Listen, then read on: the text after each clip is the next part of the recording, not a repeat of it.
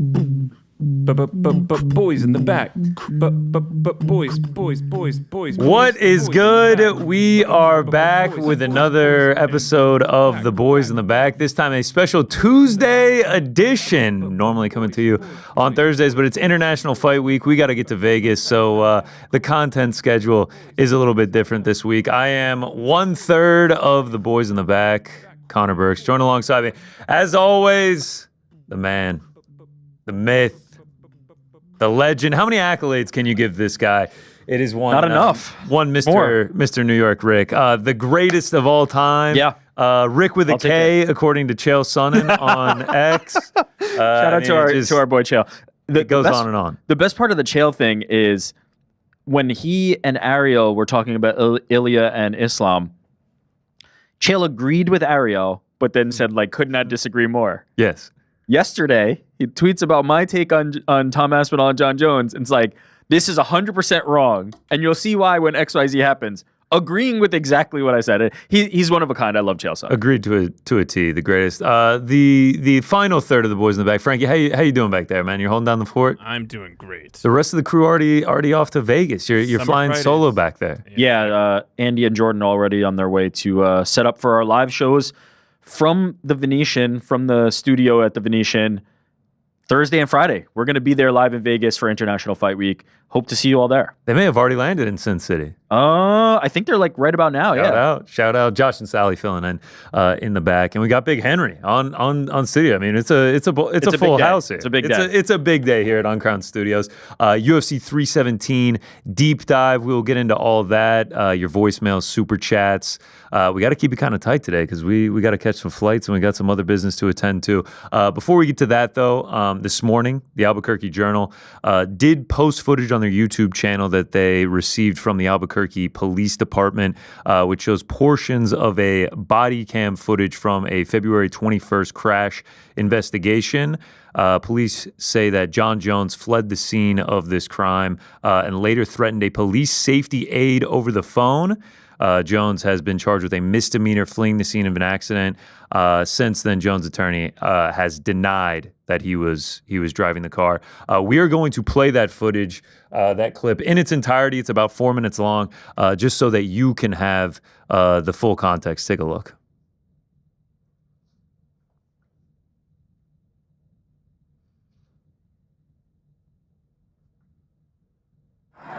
Yes, 36. Hey, where'd he go? Where'd he go out from me? I have one of the drivers leaving the scene on foot, heading westbound on Lomas.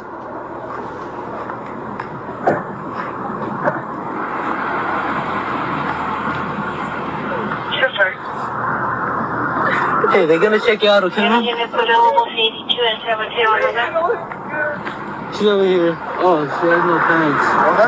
She said she has no pants. No pants. Okay, that's fine. Can we ask what's going on? Please talk to him. Please talk to him. This is a friend that's a friend of mine. Hello, who am I speaking to? What's your last name, first name? Me is PSA Lopez. And who am I speaking to?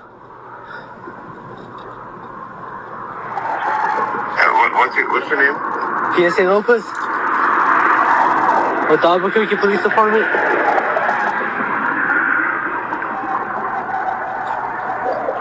How many guys did you guys set up? I'll be with you. Don't worry about that, man. Were you the one driving the vehicle?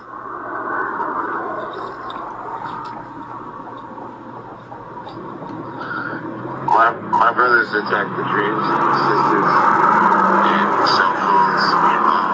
He was the one driving the vehicle. They split girls. They're the most evil people you'll ever meet. That's Jon Jones. Jon Jones? He was the one driving the vehicle. But they don't waste their cases with just killing you on petty crimes. But they definitely listen to conversations like this, and some of them are bored enough to kill you. To kill you.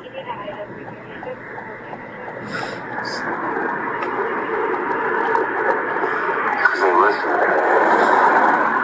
And then teach me to be a man while I'm a dog. So, listen to me, man. He's making threats, and if he's making threats, I gotta call an officer out here. Call him. Well, guess what, dude? You won't be the first guy this year that I is gonna die. You'll be the second one. And who am I speaking to? You Jon Jones? What? If you're untraceable, my brothers, they kill people with way less. Sometimes she's flat and dead. Yeah. Passenger stating that the subject, his name is Jon Jones, the fighter, and he was under the influence, bro. The driver of the vehicle that fled is Jon Jones, the fighter. I just got thrown over the phone. PD to George 325. I got thrown over the phone. Right in the vehicle? What did he say? Starting you to 36 reference possible criminal charges. He said, I know some people that can hurt you for less money. George, 323 PD. Yeah, it's him. How far? How do you know? He has a picture in his hands just exactly like Jon Jones. Did they confirm that it was him? Yeah, she confirmed. This is already exposing enough. Exposing what? Let this government, man. Like the government and stuff. Like what? I'll stay here. Always the ones who will really kill I you. got it. Are the ones that will kill me? No, not you. But the government, he has to fuck with the government just for conversations like this already.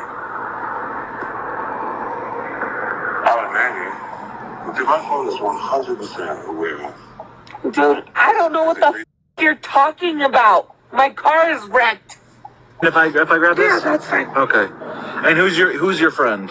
My friend is Bones Jones, Jon Jones. Okay. Yeah, so obviously tough to see some of that and tough to hear some of it, obviously coming from body cam footage. But the woman in the car that is crashed, sitting in the passenger seat, is adamant that it is Jon Jones who she's talking about. The man on the phone is alleged to be Jon Jones, according to police. And to her in the video saying this is Jon Jones. And to her in the video as well. And then the police, when he's talking to his fellow policeman, saying that it is Jon Jones. And then you hear the threats talking kind of just like, I guess just like sort of just like mumbling through it, like my brothers have killed for less, everything like that. Just sort of an odd video that comes out, and this is something obviously the court of law is going to handle this. This is something that has happened to Jon Jones before. Yeah, just reiterating, currently charged, but again alleged by the police department, and so. We'll see what the end result of this is. Ultimately, whether it was Jon Jones, whether it was not Jon Jones. As you said earlier, his lawyer adamant that he was not involved in this. Again, they do not have him at the scene. They said they saw a male fleeing. They don't know. They don't know who it was.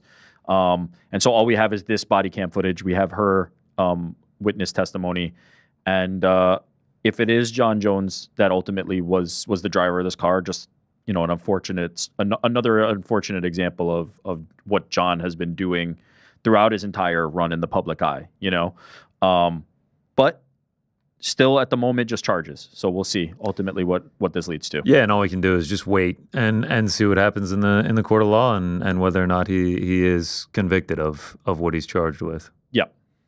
All right.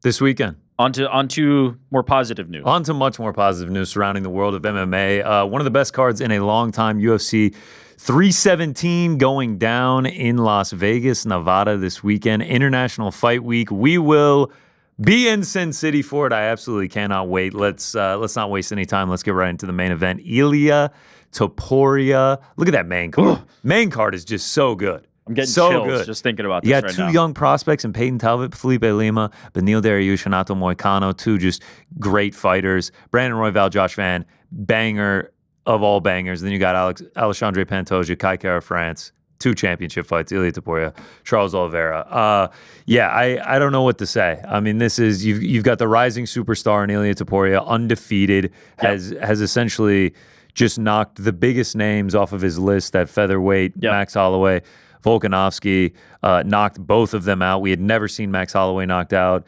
10-7s, Josh Emmett, mauls through Bryce Mitchell. Like his past 4 performances have been unbelievable. He walks the walk. He talks the talk. Spain is getting behind him. He is blowing up as a superstar, going against a former champion who's beloved by essentially everyone. Most finishes in UFC history, trying to get his belt back. Like it's incredible matchmaking. I can't wait for it. Yeah, and transparently, as I've said in the past, this is the one I wanted. You wanted this more than Ilia Islam? Yes, I wanted this more than Ilia Islam. This and isn't now a I've bad got it. second place. No, this for some second, for me first. I love this fight. As you said, Ilia's work at featherweight has been stellar. Like just the entire run, but certainly the last 2, when you look at what he did to Volkanovski and what he did to Max Holloway, like nobody does that. Maybe save for Islam, right? Islam head kicked Volk and finished him. But the resume that he submitted at featherweight is one of the best that we've ever seen. And we talked about it before when we were breaking down like the GOAT conversation. His run is comparable to like that of Conor McGregor and his run through featherweight. But now we're seeing him go up. And that is the fascinating angle on this to me. Like Ilia is not a massive featherweight, and now he's going to a division up. Is the power going to translate is my number one question. Now, certainly when you watch him hit pads, I think the power is going to translate, and I have no doubts about it. But we have seen other fighters before. When you move up a weight class, the chins are a little tougher, the guys are a little bigger, and all of a sudden maybe the power isn't what it was. Maybe you still have that knockout power, but the rate is not as high. I'm curious to see if it's able to translate. You say you watch him hit pads. I watch him fold Jai Herbert like a table at 155. I think the power is going to translate to 155, especially when you listen to him talking to Helwani yesterday. Like, he's going to be up there in weight. 174 to 179, I think, was the range he gave. Like, it's amazing how in shape he can be at his height and weigh this much. Like, he's just a dense dude that packs his very power. thick, very strong. I think it's going to translate to 155. Now, going back to the Jai Herbert fight, he was dropped in that with a head kick. Like, is the size of Charles Oliveira going to give him issues is one thing that I do wonder. I was just about to say, he may be at that weight that you're talking about, but consider what Charles probably walks around at. And also we've seen Charles kind of struggle at times on the scale because of how big he is. You're talking about, it's surprising how much Ilia can weigh with his frame. Charles is almost the opposite, right? Charles is so big, he's so long, he's so tall.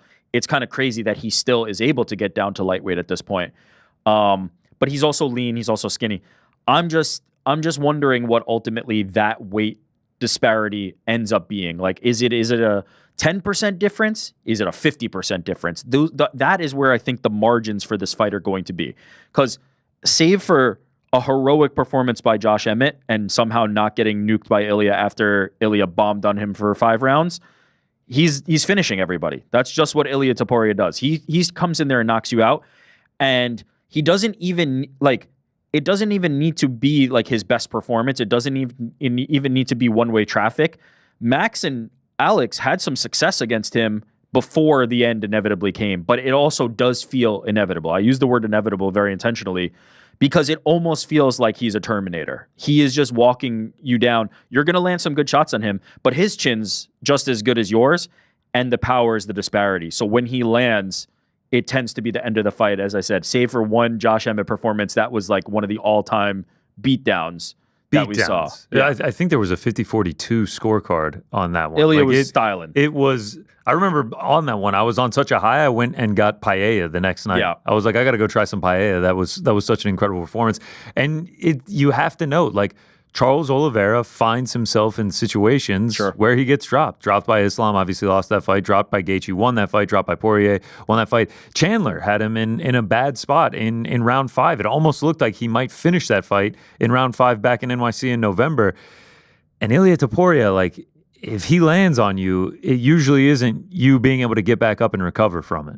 100%, but isn't and I don't say this to be like, yes, but you have to acknowledge this. I'm just presenting another fact, which is Charles has been in these dangerous positions, and he always finds a way. Yeah. Early in his career, the book was, and we've heard Michael Chandler, one of the more prominent ones, saying this, like he's a quitter. He asked out. That was the early book on Charles Oliveira. The recent book on Charles Oliveira is, yeah, you might knock him down, but what happens after that? Is he going to snatch your back and find a sub? Is he going to knock you down and then find something? That has been the story of Charles' most recent run is, yeah, you can get him, but you're not going to get him all the way out. And he's been able to kind of survive that and find a way to win. I mean, I was even watching back some of that Beneil Dariush fight where he won by knockout in the first round, but at one point Beneil Dariush had him on his back. He was landing some ground and pound. It's like I saw like just a clip of it, and I was like, oh, this is like 2 minutes to go in the first round, and like Charles Oliveira is going to knock him out in like 60 seconds, and he's flat on his back getting like ground and pound laid down on him. That's what's incredible about Charles. I mean, he is. This card, I feel like the theme of it is agents of chaos. Like Charles Oliveira is an agent of chaos. 100%. Like he's just I always go back to the Gaethje fight at 274. Like it's just like gets dropped. He's just like, all right, I'll get back up. Drops him, turns the sub. Like it's absolute chaos when he's in there. And there's several other guys that we'll get to in a minute about it. And it's really just like, can Ilia Topuria deal with that? I lean yes. I lean that like when he drops him, the power is going to be so stiffening, he'll be able to finish him after that. I actually also trust his ground game enough. Like that was sort of the thing with Islam. Now, Islam is an incredible grappler, incredible on the ground, but it was sort of like, well, what's going to happen if they go to the ground together? Islam dropped him and then immediately went to the ground and was able to finish him there. Yeah. My instincts, and by the way, Ilia's grappling is severely underrated. Certainly, I'm not about to pretend that he's on the level of Charles. There's nearly nobody, or Islam. Islam as well in a different capacity, but that sub game for Charles is just on a different level. But man, we've seen Ilia lock up some slick submissions in the UFC. He is extremely capable down there. I don't think he'll put himself in a bad position. I don't think ultimately it probably ends up there unless it's like chasing Charles to the ground. Maybe he's rocked him. But you mentioned that chaos. I don't think the way to beat Ilia Topuria is that chaos, ultimately. I think the Max Holloway game plan, where he was kind of like giving him fire back, but also sticking and moving, it's a tiring game plan, but Max was having some decent success in it. It was a very close fight. Until the end came. That, I think, is probably the better way to kind of combat Ilia Topuria, is just stay on the outside, try to avoid the power, frustrate him. The chaos kind of plays into Ilia's hands. If you're somebody like Charles, whose game is predicated on that offensive, being an offensive dynamo and bringing that kind of crazy, chaotic dynamic to him, you're walking into territory where better men and lesser men have been slept every single time. That is the story of Ilia Topuria's hands. So I ultimately think stylistically, Charles has to fight a different fight. I don't know if he's capable of fighting that fight. He's kind of a one-gear type of dude, at least at this point, right? He has seen his most success on being press the pedal to the metal and come after you. And that's the shooter box style as well. Like that is what his camp is about. So it'll be interesting to see, can Ilia withstand that storm? If I'm picking the sides the way you've broken it down, I think Charles has less of a chance of withstanding Ilia's storm than Ilia does of withstanding Charles. We've seen some stiff shots land on Ilia, and he kind of shakes them off. So it'll be interesting to see if the 55 makes a difference there, though. But it really is a storm. And yeah, you mentioned the 55. Going back to the size, I mean, just the height alone, like 2 of Ilia's last 5 opponents, Max and Jai Herbert, are both taller than Charles, and Jai was at 155. So like, I feel like he's going to be able to combat it. I mean, Arman Sarukian is like 5'8". Like if you're going by on paper, he's only an inch taller than Ilia Topuria. Michael Chandler's also only like 5'8". Yeah. Like both of them are kind of familiar with each other's sizes. I guess it really just comes down for like the strength, the actual size of the man, not just the height, on how much it's going to matter. 100%. It's all those things. Lesser weight cut, maybe there's more power, right? Maybe because Ilia Topuria is not sucking himself down to get to 45 and has said, I'm done with that strenuous of a weight cut, as many before him have said, including Conor McGregor, who was like, I can't do this one anymore. Let's go to 55. Maybe his power is going to be even greater because he's not so diminished and he's not losing a portion of himself on the scale. That's a scary It's going to be fascinating to see, and it is a scary thought, and it's a scary thought for Charles. But that's why I love this fight so much, because we're going to see the car crash. There is no way that we avoid the car crash, and somebody is probably going to get finished. You mentioned like the Charles only has one style. It's pedal to the metal. Let's go. Like, I'm trying to get you out of here. And Ilia said as much to Helwani yesterday. He's just like, this is a guy that loves to stay on the front foot. He loves to pressure you. He loves to make chaos in here. And Ilia has essentially accepted, like, that plays right into my hand. If he goes about his normal game plan, I'm going to finish him in the first round. Obviously, he is wildly confident in himself and has, made a lot of proclamations that have come true. But it seems like he's aware of how Charles Oliveira is going to fight, and he likes the idea of that. Yeah, the nickname of El Matador could not be more perfect because he can let Charles be the aggressor. He can let him be the bull, and he just has to sit on the outside. And if he has that opportunity, what's so fantastic about Ilia Topuria, beyond, like, we talk about the power because it's clear that he has power, right? It's very obvious and raw in the way he puts people unconscious, but it's the accuracy, right? It's once he finds his range, once you've given him enough data, once you've been in there long enough and he can kind of figure out your rhythm and find his range, his ability to land that punch is flawless. It's incredible. And we've seen a guy like Max Holloway, who people do not put out, just completely done. And by the way, Max ate like a good 5-6 other ones that probably would have put somebody else down too. And not just the power to be essentially outboxing Max Holloway. Is a feat that few have been able to accomplish. And don't sleep on his kicks and don't sleep on his grappling. Ilia Topuria is a load to handle for anybody. The 55 part of this is the most intriguing to me. How does he look on the scale? What does that translate to in the cage? Charles hopefully makes weight as well, knocking on wood. And we see a proper 55-pound fight. This is also just one of those fights where pins and needles when they make the walk. Yeah. When the guitar hits, like, gonna have chills. And then when Charles makes his walk, crowd, I'm sure, is going to be on Charles' side, gonna be going crazy. And then on the back end of it, whoever wins, Ilia's star power will just continue to just rocket ship to the moon. He'll be a 2-division champion at that point if he's able to defeat Charles Oliveira. He adds another name to a resume that is just starting to grow into something of legend. And if he beats Charles Oliveira, like, even if his superstar is because he's a villain, like, you knock out Alex Volkanovski, you knock out Max Holloway, and then you beat Charles Oliveira. Beating the fan favorite. You're beating the fan favorites. Yeah. You're not making a ton of friends that way, but, like, people want to watch you. You'll be 17-0, I think, at that point. And then on the flip side of that, if Charles is able to win, it's just like, oh, he's back. Yeah. Champ again, illuminated by God.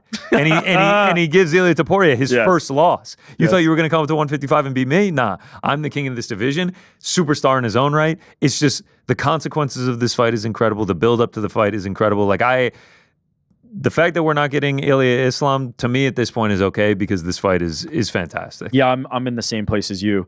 You mentioned the star power of Ilia. Yeah, if he can take out Charles Oliveira, we're talking about a territory that very few have reached, and it is Conor McGregor. It is the Conor McGregor territory. Now, certainly, I'm not about to make the argument that he is as big as Conor. That was a perfect storm, as was Ronda. Like that, I don't think you can quite replicate that in the current environment. There's just too many things trying to grab people's attention. But it is the beginnings of that. It is the groundswell of that. It is the starting for people beyond. Like, we already know he's a celebrity in Spain. But now it's going to start being global icon type territory if he's able to do that. Because after Charles Oliveira, if he gets by Charles Oliveira, I mean, he said he's going up to 70. Now, I saw Islam Makhachev's manager call cap on that and say, like, he's just yapping. I wouldn't be shocked. I would not be shocked if all of a sudden he was still calling out Islam Makhachev. But no matter who he faces next, it's going to be another big name. If it's Armin, if it's Justin, if it's somebody who's... Patty. If it's Patty, it's a massive lightweight. Huge. If Patty is fighting for a title against, at that point, an undefeated Ilia Topuria 2-division champion, massive. With the history that they have, if the UFC can properly build that fight, massive. There's no bad options for Ilia Topuria if he can get this W. For Charles, it's like, hey, the king is back. You know, like we're back in place. Islam's off doing his 170-pound thing. Bring these contenders back, and I'll show you them what I was doing at lightweight before. I feel the best option if Ilia wins is Ilia Patty, just because of the backstory there. Probably do it now. Just capitalize. Yeah. Just capitalize on it. We just lost John and Tom conceivably. Don't miss on this one. Just book it. Book it. If Charles wins, Arm and Charles rematch right there. Perfect. Arm already has a win over him. Like, it's just like you can already slot these guys in. It really is just, it's a great matchup that I can't wait for. In the end, I just feel like I can only listen to Ilia Topuria confidently tell me what he's going to do and then go out there and do it so many times before I actually start believing him. I have to believe that he gets it done here. My brain says Ilia Topuria is going to knock out Charles Oliveira. The heart says... My heart says Charles Oliveira... Oh, he's got the hooks in. He's got the hooks in. I think that this is looking tight. Do Bronx. Imagine the Portuguese, the Brazilian call The Brazilian for broadcast, Charles Oliveira if he wins. My heart says I need to see Ilia Topuria at 55 because I have so much respect for what Charles was able to do. I have so much respect for what Charles has accomplished as a lightweight. I need to see it first, and I'm fully acknowledging like this is a vibes thing, but I feel like Charles can find a way. That's where I'm at right now. My brain is like, you idiot. Like Ilia Topuria is going to be standing there and waiting for Charles to come in and catch him with something. But we're going with vibes for UFC 317, and that'll you'll see that in the rest of how I'm kind of seeing the fight play out. But I think there's going to be a large contingent of people who are rooting for Charles as well. For sure. Certainly, Ilia has a huge fan base as well. But I think Charles is such a fan favorite. He's a big star, one of the UFC's biggest stars. Even as not champion, he commands attention in a crowd. There's going to be a lot of people cheering for Charles. It's going to be an incredible atmosphere. When that main event music hits, it's going to be next level. Has there ever been a 3-fight run that a man has fought bigger fan favorites than Volkanovski, Holloway, Charles Oliveira? I mean, I don't want to... Like those are just 3 like massive. I'm just gonna go quickly look at 3 guys that are incredibly hard to cheer against. I guess Tapology's down. Let's see. I'm gonna just go quickly look at what Jon Jones's run was from the Shogun fight onward, where people were just all in on his opponents. Because it might have been some real fan favorites as well. Yeah. So we got Shogun, Rampage. Lyoto Machida. Those were kind of the guys at the time. Then put Rashad Evans on that. Then put Vitor on that. Then put Chael on that. Then put Gustafsson on that. Then put Glover on that. Then put DC on that. You get to OSP and then it's like, okay, I think everybody was kind of... Honestly, you could string it together even further after the 3 if he fights Patty. Yeah, another just 100%. Fan favorite. But as we laid out, this is rarefied. This is like territory that many do not even conceive of getting to. But like Conor McGregor, there's going to be Conor comparisons just because he's primarily a knockout artist. Also, chest tattoos. Yeah, the whole look, the way he carries himself. But like Conor McGregor, many cannot pull this off. There's a confidence about him that when he says it, it does not feel like promotion. When he calmly tells you what's going to happen, nah, bro. When he's sitting in the interview. And he's right next to he's on the Zoom call. He's just like, I'm gonna starch him in the first round. Charles Oliveira, one of the most lethal guys in the UFC. I'm gonna starch him.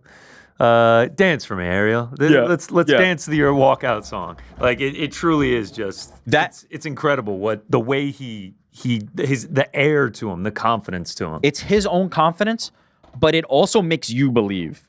And there's most people cannot do that. Most people can do the promotion, can do the trash talk, can do the I'm gonna do this, I'm gonna do that, and you're kind of like, oh, great, we're hyping it up.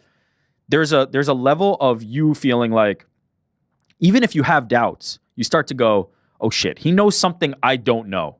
You can't be this calm talking about taking out Max Holloway. I'm gonna be the first one to knock him out. You can't be this calm talking about just stopping Volkanovski when you've had Josh Emmett's your best win on your resume to that point, and you're hopping up to Volk and you just take him out. Charles Oliveira, lightweight champion, one of the guys who was like running this division before Islam came to the division. He is talking about them like they are prelim guys, but you start to believe it. Like the way he comports himself and the way he says it. It's a very rare thing. And Conor McGregor had that, and he is in that vein. The tweet when the fight got announced where he was essentially just like, I'm sorry, Charles. Like, it's nothing against you, man. I'm just trying to achieve my dream. I will never forget the interview with Ariel with him and his wife. I wonder if she was girlfriend or wife at the time. I don't remember. Wife now. In the car.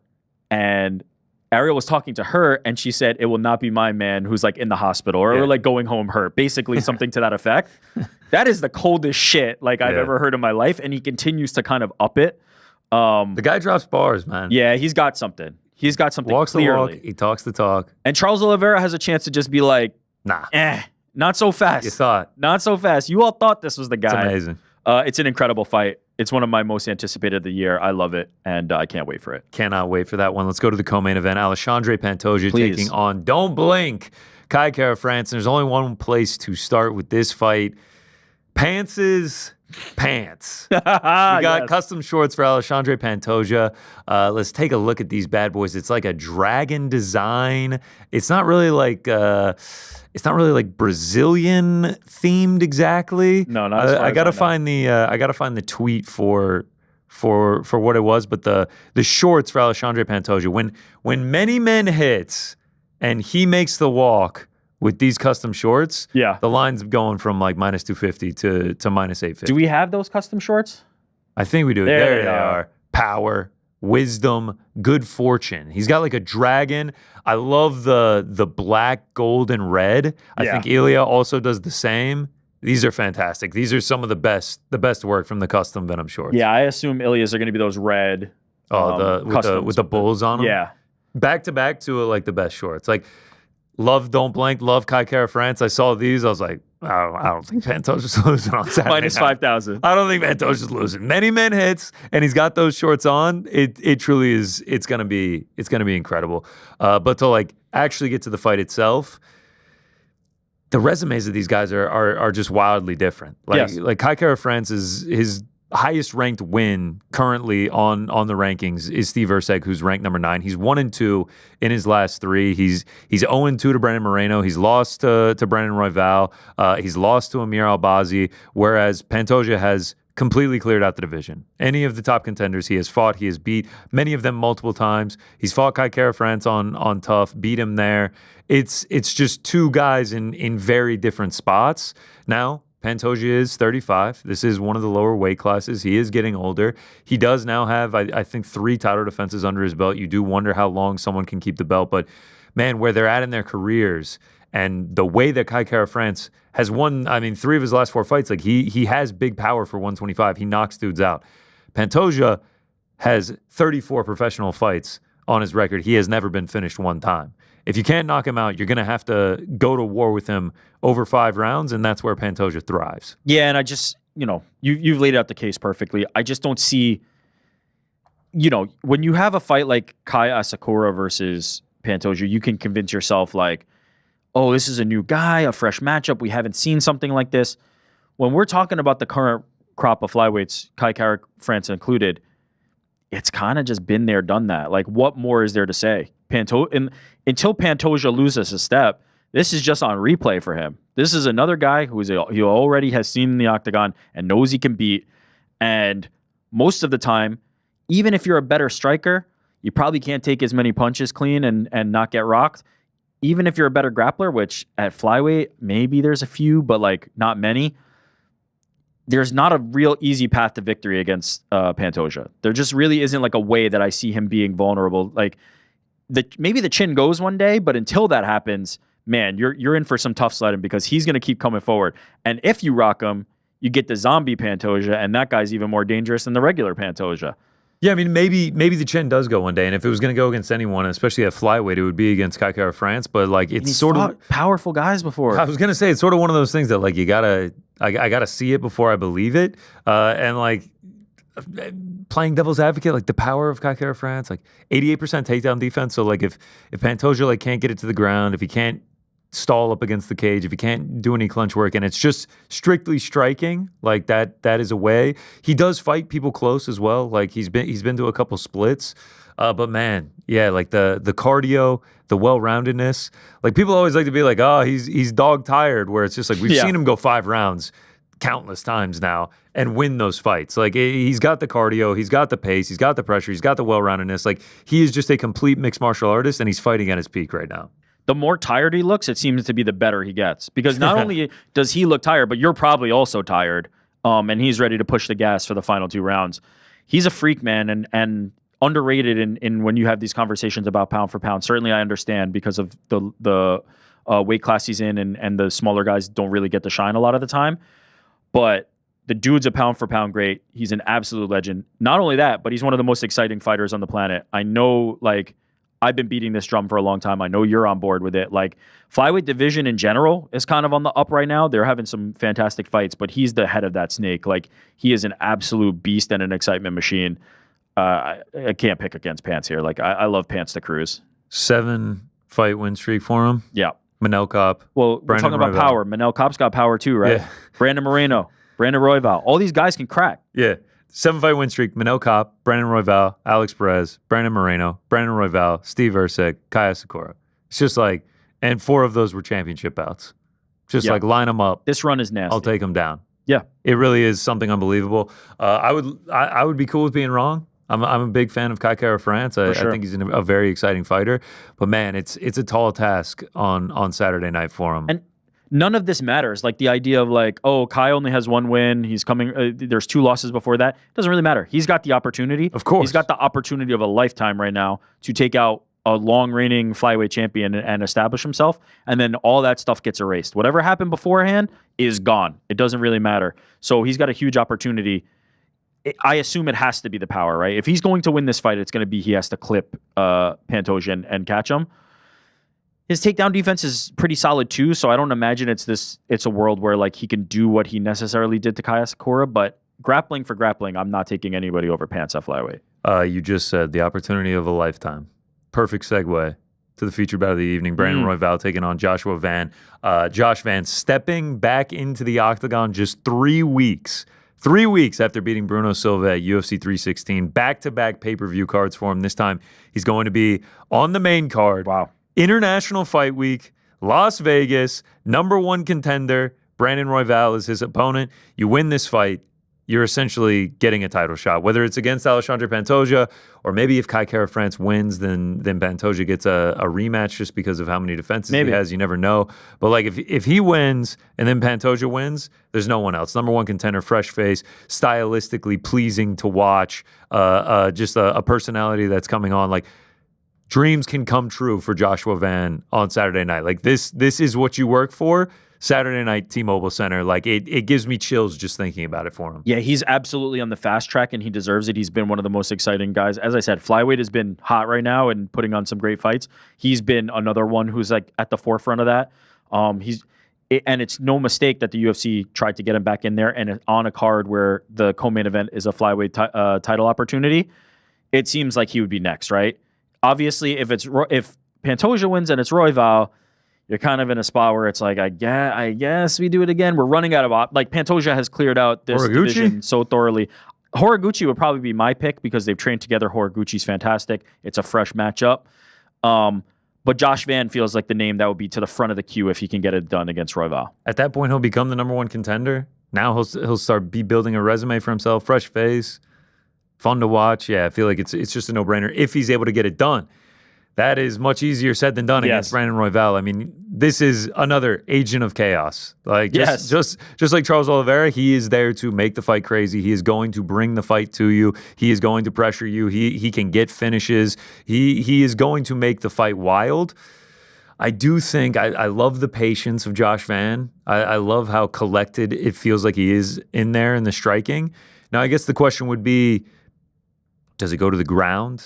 Brandon Royval could style on the ground. Like it's a very intriguing matchup. I know it's lined very closely, like -110 each way, maybe -120. Van at a couple books, but like to the fight itself, like I like Van in the striking, but the experience, the chaos factor, honestly, the pace and the cardio of Royval too. Like we've seen him put on a pace for 25 minutes. Like he went and beat Brandon Moreno by doing that. So I mean, this is only going to be 15. Only 15, and we know Van can keep up for the 3 rounds too. Like we have not seen 5 rounds from Van, but we know come round 3, he's still going to be there spamming punches in your face. For me, I think that mixture of grappling and striking is going to be the path to victory for Royval. And I think it's a very viable path because while we saw Van kind of stuff the takedowns in his most recent performance, it seemed like getting in on him was a little easier than you'd hope, right? Like getting to the legs might have been easier. Now, completing takedowns and actually getting him down is a whole different thing. If Royval, if Raw Dog can be like opportunistic with it, there's a path to victory there, I think. If it's just primarily a striking battle, I'm probably going to favor Van. Just like super high volume, super creative. The kicks come, the punches come from crazy angles. He does body work. Like I think Van is a better just pure primary striker. But if Royval can mix in the grappling, even if it's not successful takedowns, even if it's just to thwart Van's offensive attacks, I do think he can find success there. So this is a super close fight for me. I don't really know which way to lean. I want to make a comparison to last week. Sure. Rafael Fiziev, Ignacio Bahamondes, great striker, up-and-comer, slight favorite against the guy in Rafael Fiziev who, Royval's not really on bad times like Fiziev was, the 3-fight losing streak, but a veteran to the game, ranked high, and then he puts on a vet performance, and then you look back and you're like, oh, how was he an underdog to Ignacio Bahamondes? Like, how was this line what it was?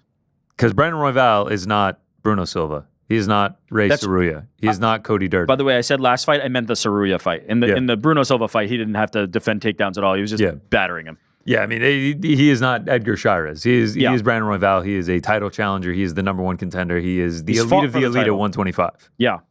I'm with you on that. And it may be too much too soon for Josh Van. Like, he is still a very young man, still very inexperienced in this game. I'm a little bit surprised he's jumping up this high, but at the same time, we need a contender for Alexandre Pantoja, and this feels like an opportunity to take a shot at it. Even if Van suffers a defeat here, he can easily kind of turn this around, bounce back. You fight another guy who's in the top of the rankings, and then you reset, and then you try to make that climb again. So I think it's a no-loss situation. It's a great opportunity for Van, and it's a great opportunity for Royval to knock off one of the young up-and-comers and say, like, I'm still at the top of this division.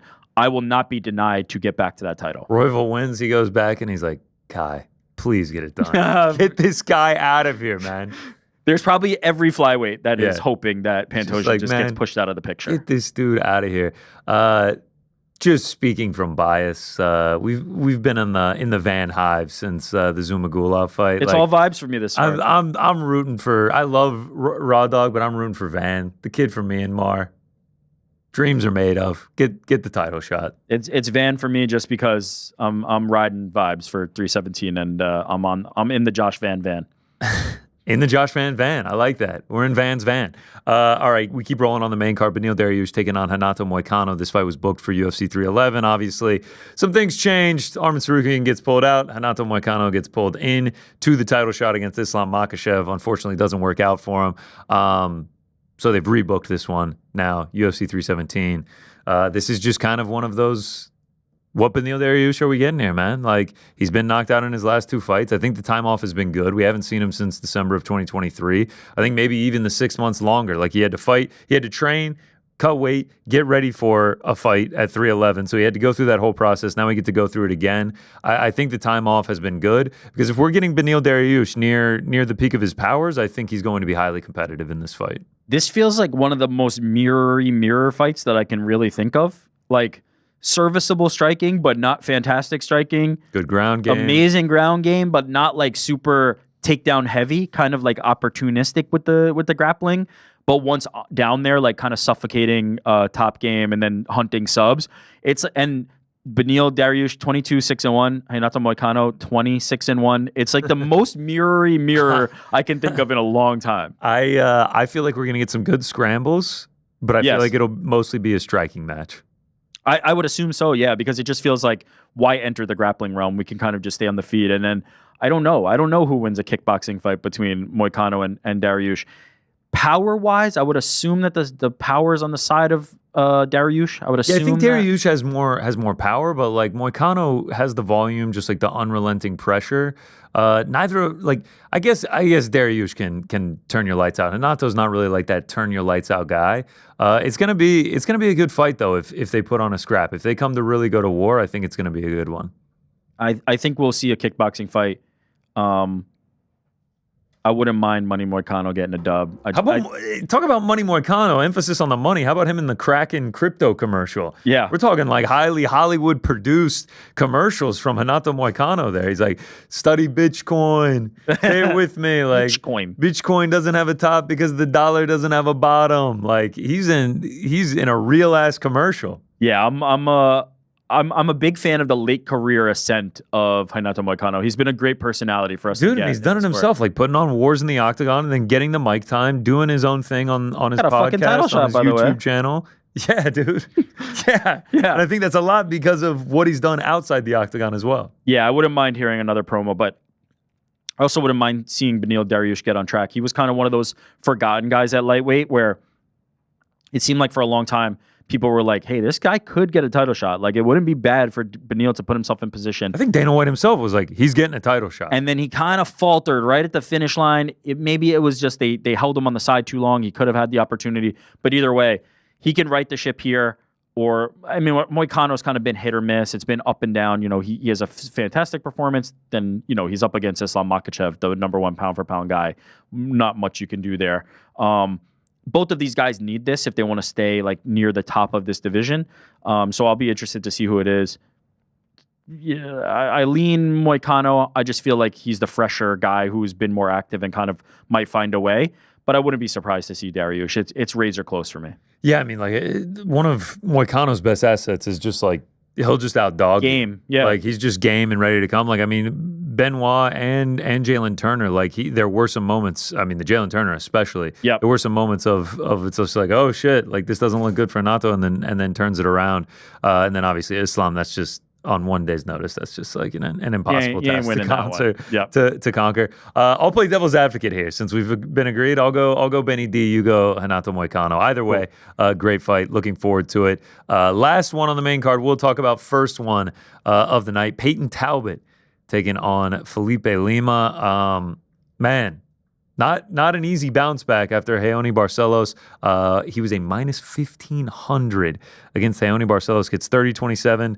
There was even a 30-26 scorecard in there. And now they're like, here's Felipe Lima. I was just going to ask, are you surprised by him having been that big a favorite in the last fight for now him to be a dog?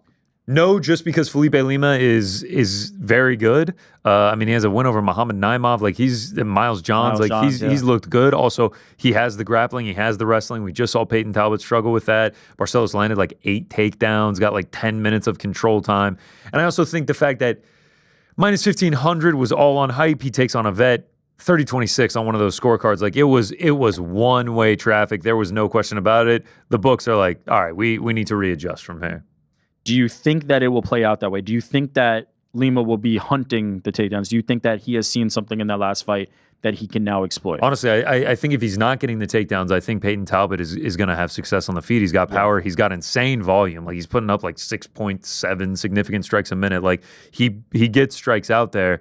And if it goes 15 minutes, I could easily see him just out-voluming Lima. I think he needs to do some kind of effort to get the takedowns, especially when that's the clear weakness of Peyton Talbot. How much he's improved on that since the loss, we that's TBD. We'll see on Saturday night. If he has improved, that's another step in the right direction for Peyton Talbot because that had to be a wake-up call, right? That had to be a moment where you're like, you're knocking everybody out. You're the new hot guy. Everybody's like, oh my God, Peyton Talbot, you're a minus 1,500 favorite at the window.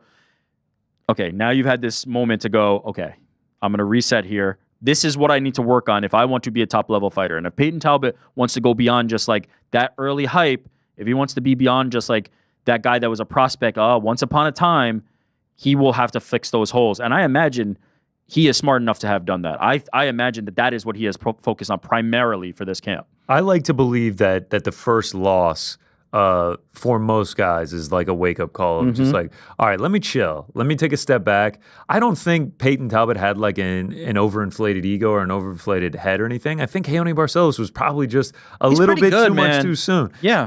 I think I just watched Helwani Barcelos beat Cody Garbrandt at UFC Atlanta. Yes. Like he is a very talented guy. I mean, the accolades the dude has from his youth career in Brazil is unbelievable. So yeah, I think it was just a little bit too much too soon. Felipe Lima is not an easy bounce back fight to try and get back on track. Could have done maybe someone a little bit further down. But Yeah, prospect. if he's able to bounce back and get a win as an underdog here, I mean, it's like, all right, we're right back on track, man. Let's continue this ascension. Yeah, and I think he will be smart enough to at least try to improve that deficiency in the game that we saw in the last fight. Whether he's able to successfully do it, though, as you've said, this is a very tough fight. Like, this is not the one where you can kind of learn on the job. You better have shored this up in camp.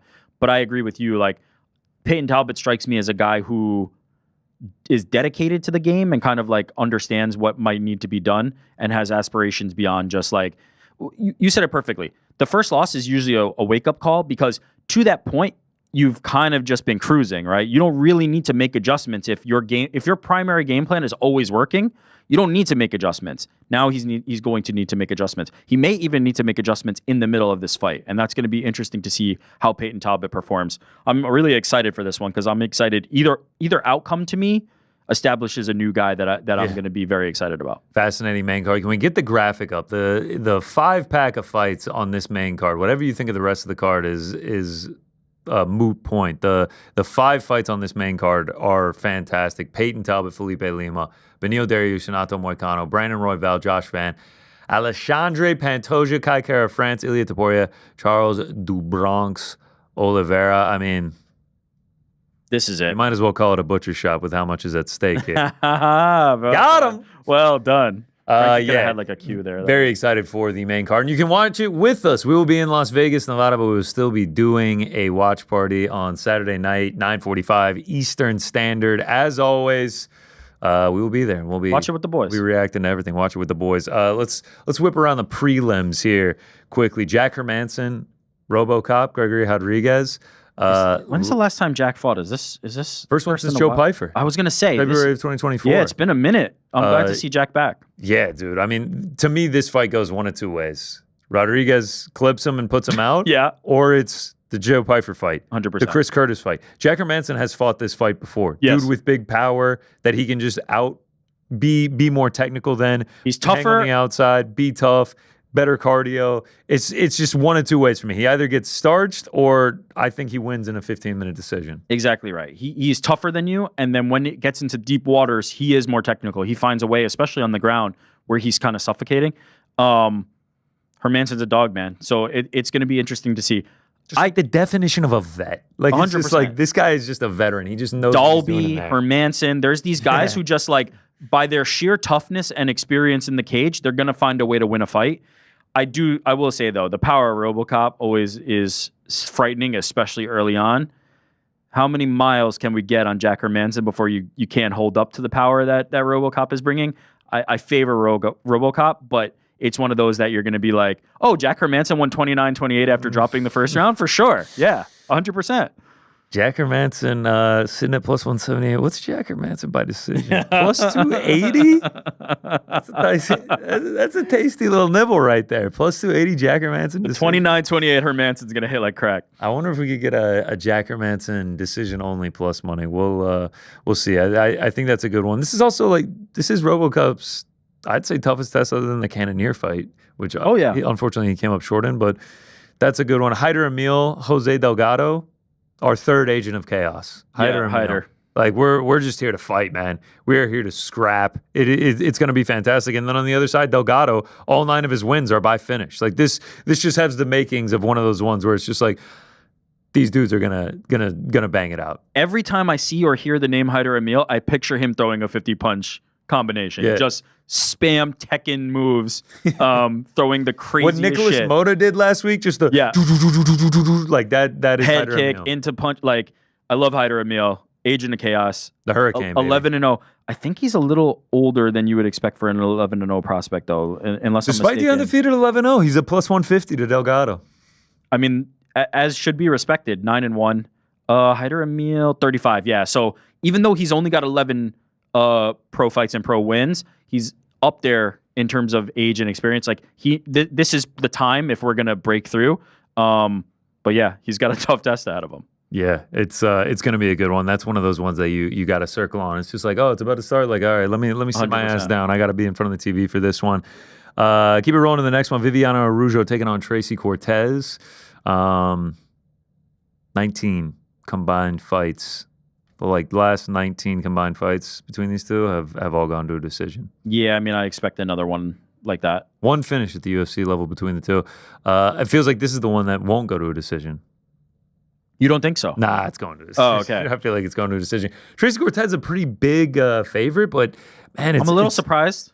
It's tough because obviously she's a very competent grappler, but it never feels like she really pulls away a ton in these fights. I mean, she has a win over Jasmine Jasudavicius, which is now aging Way better gracefully. It is aging great. Important to note, though, that's 2023. It was a while ago. Yeah, it's now almost been 2 years. Jasmine's gotten busy since then. Jasudavicius is a busy. Tracy Cortez, I think, has only fought once. She fought Rose, and that was it. Yeah, just the Rose loss. Yeah, I mean, Araujo, it feels like at her age and everything, Cortez gets it done, but I don't know if I'm putting minus 250 on her. It feels like this is a fight that's going to be very close. They've both been fighting upper echelon level competition. It was 2 fights ago that Vivi fought Natalia Silva. Before that, Jennifer Maia just fought Karina Silva.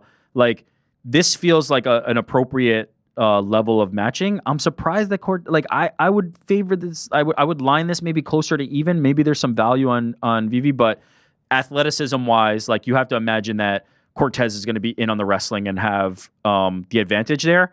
So I understand the line, but I do feel like skill for skill, it's a little closer to even than that. Tracy Cortez, fan favorite. Yeah. Going to be a lot of stands in the house. So, maybe she gets a big takedown, crowd goes nuts, sways the judges a certain way. You were predicting a finish. Maybe, a little ground and pound, a little. You never know. Shout out Tracy Cortez. Next up, the real Chaos agent yes. of chaos. The president of the Chaos Department. Not Chaos Williams. Terrence T-Rex McKinney. Yeah. Taking on Slava Kalaz. Just to go through the guy's resume. Let's do it. Bit. Terrence McKinney, the agent of chaos. He is the deputy of the Department of Chaos. 23 professional fights for Terrence McKinney. 23 fights ending by way of finish. Kill or be killed to the T. One single third round in his entire career. Count it. One single third round. Yeah. 22 of his 23 fights have ended under the 1.5, and 19 fights have ended in the very first round. This man is here for a good time, not a long time, and he is here for your entertainment. It's Terrence McKinney fight week. The under 1.5 is getting bet. Yeah. And my ass will be seated to watch this man fight. I have not looked at the line yet. Who is the favorite in this fight? Terrence McKinney. By what? Minus 170? Okay, that makes sense to me because Slava Claus has shown his toughness, and if he can survive that early storm, I do think he has the tools to beat McKinney. But goddamn, you described that early storm. That one ain't easy to survive. This is the earliest and the heaviest storm. You got Hurricane Hyder Emil, that's a storm. You got Charles Oliveira, that's a storm. Raw Dog Royval, that's a storm. You have to deal with these things. And then there's Terrence McKinney, which is the biggest storm of them all. Slava Claus does not have good takedown defense. No. Terrence McKinney likes wrestling. He's shown it before, yeah.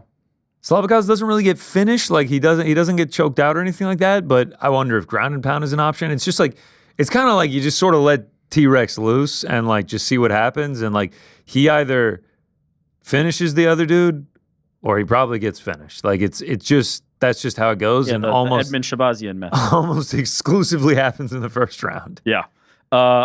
I imagine he will be able to finish him, especially as you said, if he uses the wrestling. We know him as this knockout artist, but he's explosive with the takedowns and he can find a way on the ground. The ground and pound is a great option for him. But if it goes to round 2, I think we know maybe that's a time to hit that those live odds. I mean, if it gets out of the first round, live bet Slava Claus for sure. Live bet Slava Claus for sure. But I don't know. It'll be great for the 2 minutes it lasts. And it's just you can make the argument where it's just well, Slava Claus has been to a few decisions. His fights go long. It's it doesn't matter. Because he's fighting Terrence McKinney. Terrence McKinney makes every fight a Terrence McKinney fight. That's right. He owns the fight. He is going to dictate. Even if he loses, go. he has made it a Terrence McKinney. Oh, for sure. I'm not saying he's this unbeatable dude. He is the agent of chaos. He is the definition of kill or be killed. It's just if he don't lose, he's probably gonna win. It's the Nate Land where honestly with him, it's just if you weather the storm, you're probably gonna win. But man, I love a good Terrence McKinney fight, and I love betting the unders on Terrence McKinney. SD Dumas taking on Jackson McVeigh, who is making his debut off of LFA. I'm not familiar with Jackson. Have you crutch tape on? I've watched like 2 of his fights on YouTube. I mean, he seems to have good striking and good ground game. Like 6-0. Yeah, he's finished everyone he's fought. Obviously, those are at the LFA levels. On the flip side of it, like Dumas got arrested again in April. Like got out of jail last month, arrested for home invasion, robbery, battery, possession of a weapon or ammo by a convicted felon, and drug possession.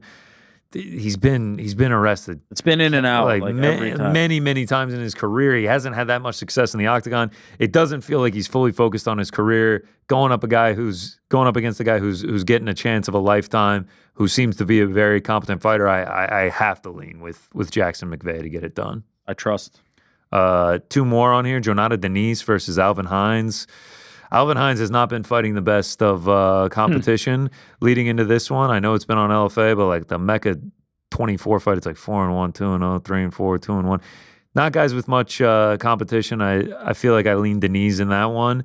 And then your biggest favorite in all of International Fight Week, one Jacoby Smith minus 1,800 against Nico Price. Yikes! What a line.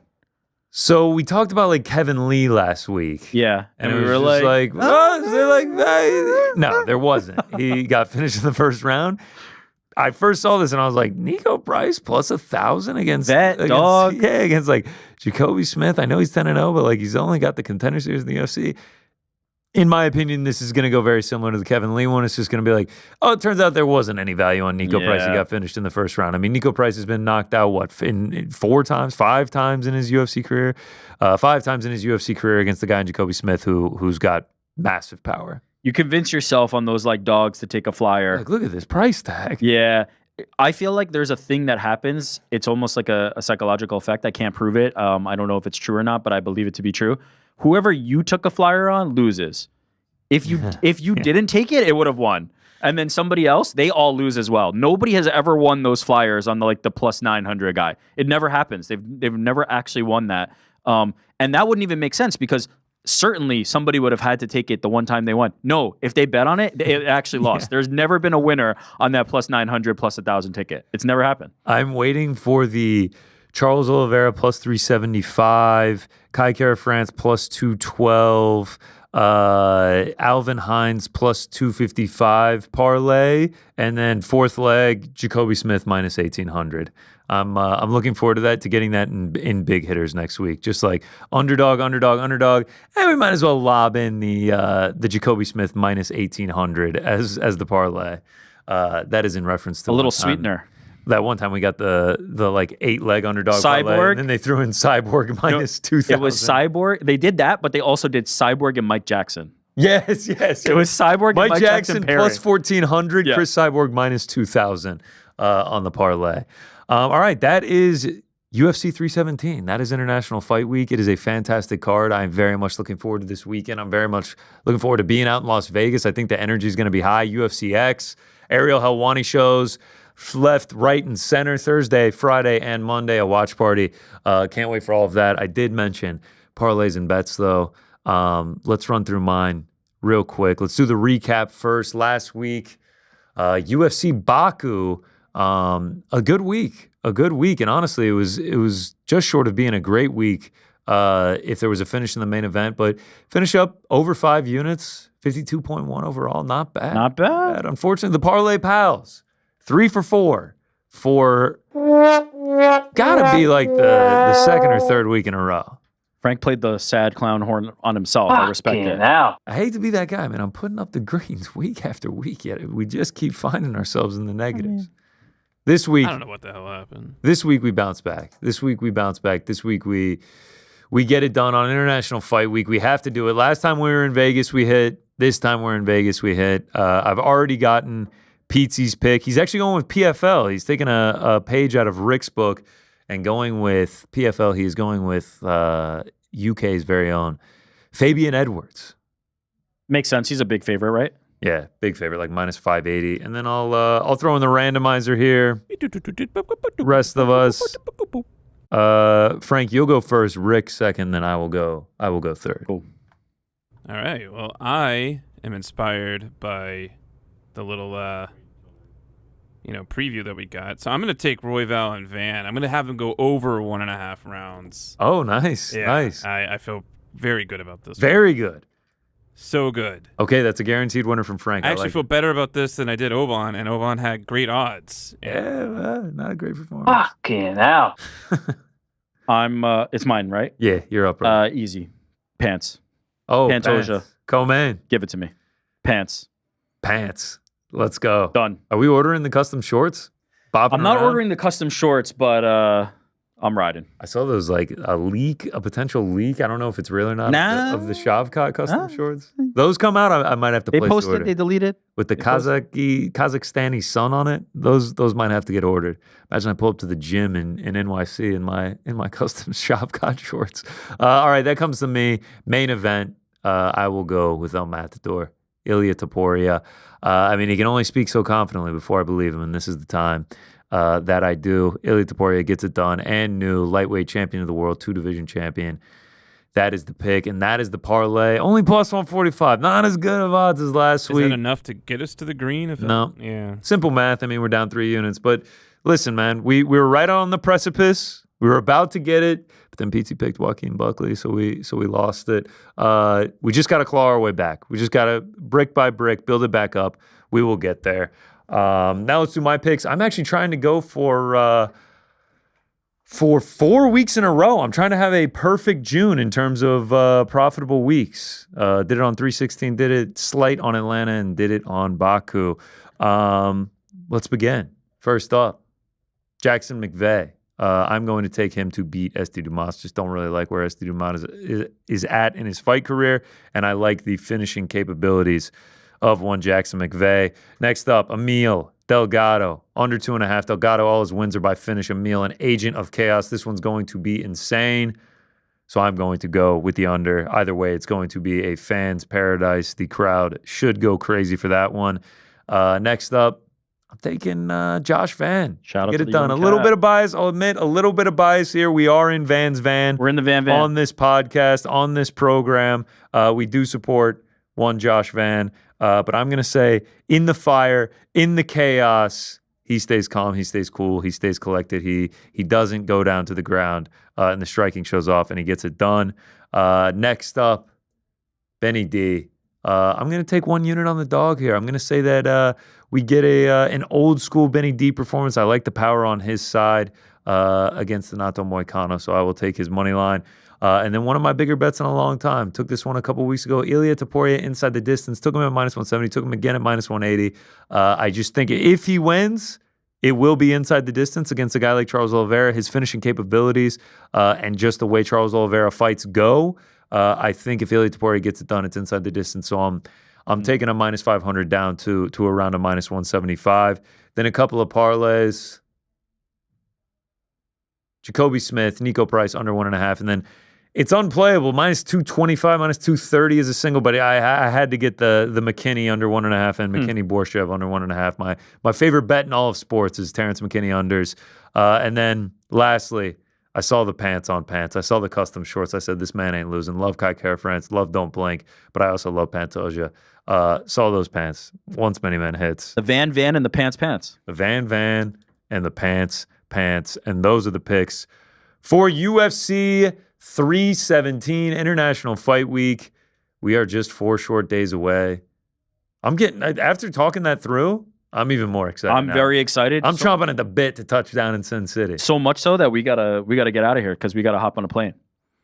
Before we go, though, Yeah, do we have any voicemails, Frankie? It doesn't look like we do, actually. not this week. Wow. But Okay. do we have any super chats? Do we have any? Yeah. Damn right we do. We will Man, make the voicemails how up to embarrassing you. for us. We will make the voicemails up to you next week. We have voicemails. We're out of time. We got to go hop on planes. We got to do this. Hopefully you enjoyed that preview. What's the super chat? This is me just completely not reading the Slack messages. And the whole production staff is aware of exactly what we're doing, and I'm here just, let's do voicemails, yada, yada, yada. It would be the Ariel Helwani network, if this wasn't. Yep, I see it all right here, guys. No worries. I see it now. But hey, we got one super chat. It's from Lazy Betty. He says, boys, happy Tuesday. Keep cool. Shout out. Shout out to you, Lazy Bet. Shout out, Thank Lazy you. Bet. Appreciate the super chat. Appreciate you guys for watching. We kept it tight. We heard all your voicemails. Mailmen out there. Oh, the Mailman Fight League is coming. Did Don Davis Donnie call in? D 2 times. Donnie D, we heard you. We will make good on the next episode of Boys in the Back. We will play those voicemails as well. Hell, should we just do an all voicemail show at some point? Well, we should do that. And maybe just a special voice. Special voicemail episode. I feel like but thank you for all your calls. 415-SUP-BITB. For now, we got to get the hell out of here because we got to go to Vegas. All right, I moved my flight to tonight. I'm just gonna fly out tonight to Sin City. That's how excited I am. Ariel Exade on the DAZN Boxing Channel later today, 5 p.m. Crack tomorrow. Remember that. Ariel Helwani Show live from Las Vegas on Thursday. Ariel Helwani Show live from Las Vegas on Friday. Watch Party with Us live from Las Vegas on Saturday, followed by the post show. The man in the hat will join us. Does he pass me in the uncrowned fighting standings? Absolutely no chance. The guy's a bum. And then Monday, live from Las Vegas, UFC 317 reaction. Hopefully some good fighter interviews on that one as well. Monday, Ariel Helwani Show live from Las Vegas. That's it for us. See you next time. We got to go get on a plane. Peace.